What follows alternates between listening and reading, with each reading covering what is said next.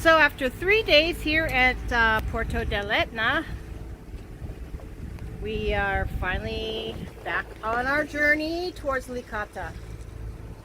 Yesterday we rented a car. We drove way up there, as far as we could go by car anyway. There was a gondola up there that was taking people up higher, and then there was like a hiking excursion that you could do up to the top. But you can see that she's blowing some VOG up there, and I have a very bad reaction to VOG. So from Etna, then we went down the other side of the island, the south side, checked out Licata, which looks like it's going to be a pretty decent marina for us for the winter. Over here you have Marina, which was, my gosh, it was such a cool place to visit. We did it 3 years ago with Bill and Heather. Ancient theater there, and his castle at the top of the mountain. And the road was, I mean, it was so serpentine, windy, that the buses had to do, what, like 3-point turns, huh? Oh, the thing is, those hairpin turns were so tight that it was actually difficult to negotiate with the tiny little rent-a-car. And then those huge full-size tour buses made it up there. I guess there was one guy who one day did it, and then all the other guys must have said, well, I could do this too. And it was amazing to see that.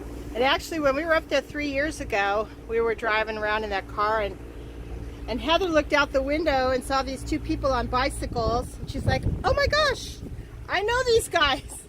And they ended up being friends of theirs from Washington. So talk about a small world. That was just craziness